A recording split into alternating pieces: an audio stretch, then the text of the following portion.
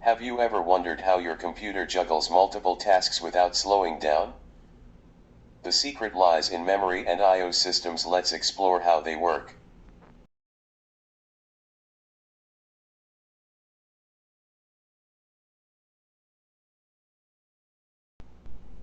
Your computer's speed and efficiency depend on two crucial systems, memory and input/output.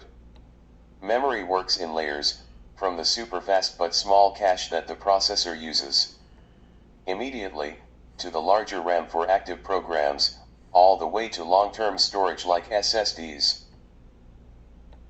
This hierarchy ensures your most important data is always quickly accessible. Meanwhile, the I/O system acts like a traffic controller, managing how data moves between your computer and all connected devices, whether it's your keyboard sending commands, your printer producing documents, or your network downloading files. Together, these systems create a seamless flow of information that makes everything from simple web browsing to complex video editing possible. Understanding this helps explain why some computers feel faster than others, and how we can optimize their performance.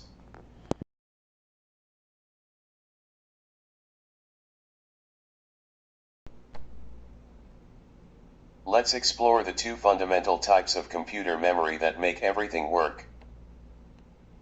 First, we have volatile memory, the temporary, high-speed storage that needs power to function. This includes Enter list, 1 of 3 level 1, bullet, RAM, your computer's active workspace where running programs live. 2 of 3, bullet, CPU cache, the processor's ultra-fast personal notepad. 3 of 3, bullet, registers, the smallest but fastest memory right inside the CPU. Exit list, when you turn off your computer, this memory gets wiped clean. Then there's non-volatile memory, the permanent storage that keeps your data safe even when powered off. Enter list, 1 of 3 level 1, bullet, ROM stores essential startup instructions. 2 of 3, bullet, SSDs offer fast, silent storage. 3 of 3, bullet, traditional hard drives provide massive capacity at lower cost. Exit list, each type serves a special purpose, working together to balance speed, capacity, and permanence, much like how we use sticky notes, notebooks, and filing cabinets in our daily.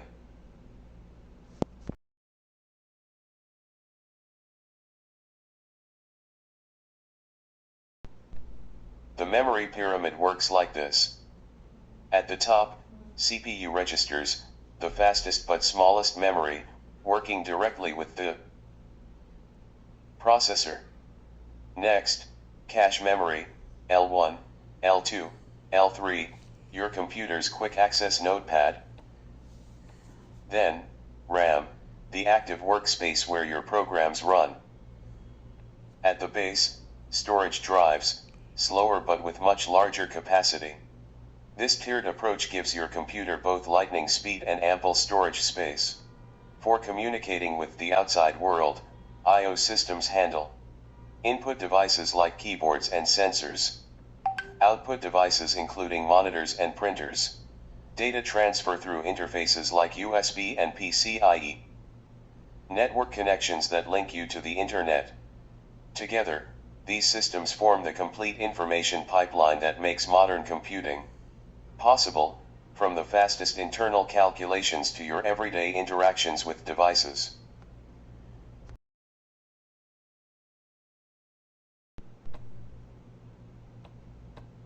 Let's talk about two crucial components that determine your computer's speed, cache and main memory.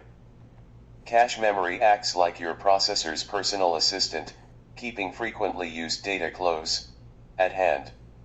Modern CPUs actually have 3 levels of cache.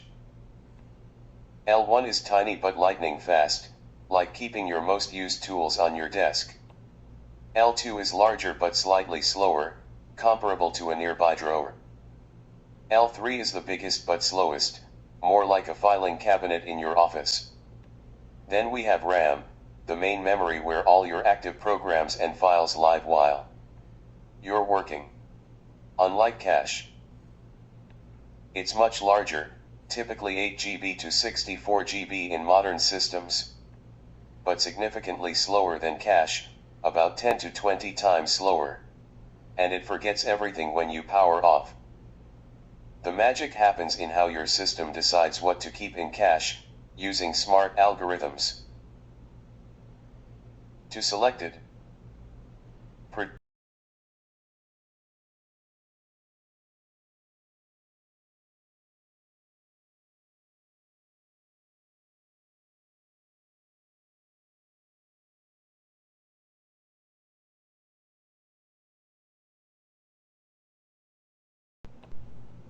now let's explore the storage workhorses of your computer and how they use smart data placement to boost performance. For permanent storage, we have three main technologies. Enter list, one of three level 1. Hard disk drives, HDDs, the classic spinning magnetic disks that offer huge capacity at low cost, but with slower speeds. 2 of 3, 2. Solid-state drives, SSDs, faster flash memory with no moving parts, though more expensive per gigabyte. 3 of 3, misspelled 3 NVM misspelled e-storage, the speed champion that connects directly to your motherboard for blistering performance. Exit list, these storage devices keep all your data safe even when powered off, but they're much slower than RAM, which is why your computer uses them differently. This brings us to a crucial concept called locality of reference, your computer's smart way of predicting what data you'll need next. It works on two principles. Enter list, one of two level 1, bullet, temporal locality, if you used data recently, you'll likely need it again soon. 2 of 2, bullet, spatial locality, data near what you're using now will probably be needed next. Exit list, this is why your system groups related data together and keeps frequently accessed files ready, making everything feel faster and more responsive.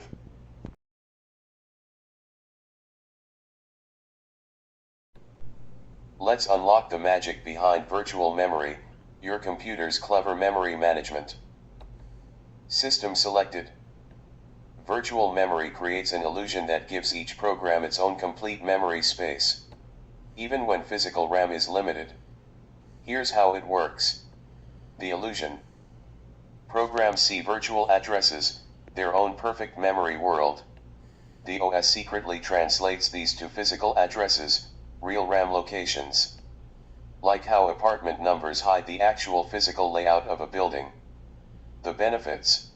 Grammatical error lets you run more programs than could physically fit in RAM. Keeps programs isolated and secure from each other. Makes memory management simpler for application developers. The secret weapon, TLB. A special cache, translation look-aside buffer, remembers recent translations. With 64 to 1024 entries and 90% plus hit rates, it dramatically speeds up the process. Think of it like a building superintendent who remembers frequent visitors. When the system needs more RAM than physically available, it quietly swaps less used data to your storage drive, making your computer feel like it has unlimited memory.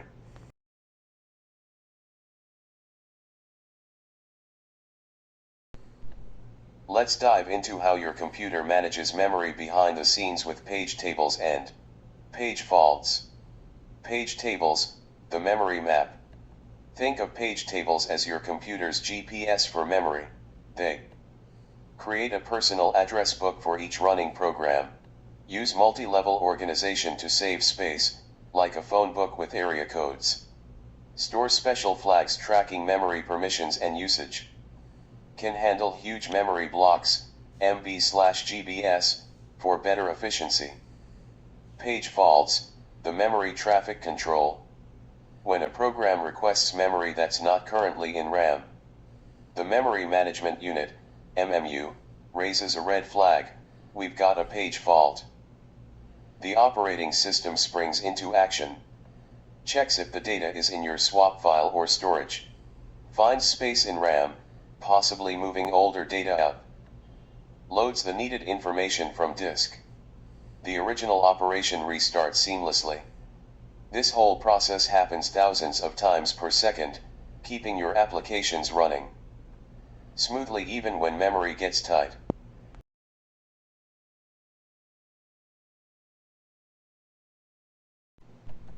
Let's explore how your computer communicates with the outside world through different I/O mechanisms. Programmed I/O, the hands-on approach. This is like a manager personally handling every office task. The CPU does all the work itself. Constantly checks if devices are ready, like repeatedly asking, "Are you done yet?" Simple but inefficient, wastes CPU time waiting. Interrupt-driven I/O, the smarter assistant. This works like delegating tasks to employees who call you when finished. CPU starts the operation then focuses on other work. Device sends an interrupt signal when ready, like a "job's done" notification. More efficient than constant polling. But still needs CPU attention for every single transfer. Bonus comparison. Imagine printing a document.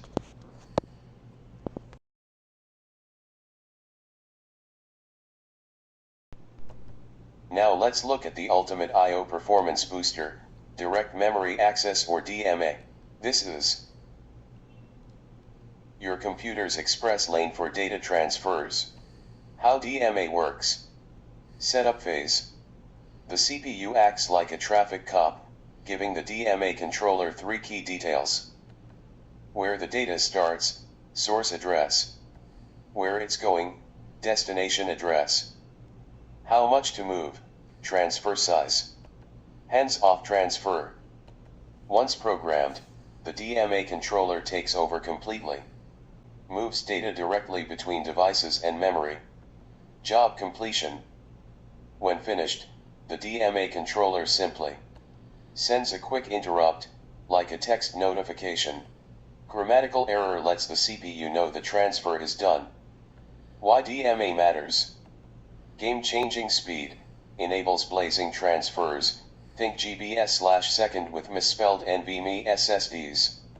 Advanced features, can handle scattered data, gather operations, efficiently. The trade-offs. Cache headaches, needs special handling to keep CPU caches in sync. Bus traffic jams, can compete with CPU for memory access.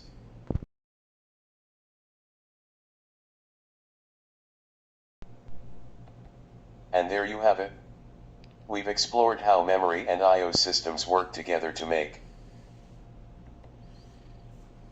modern computing fast, efficient, and seamless. From the memory hierarchy to virtual memory, and from basic I/O to advanced DMA, each component plays a vital role in optimizing your computer's performance. Thanks for watching. If you found this helpful, smash that like button and subscribe for more tech insights. Goodbye.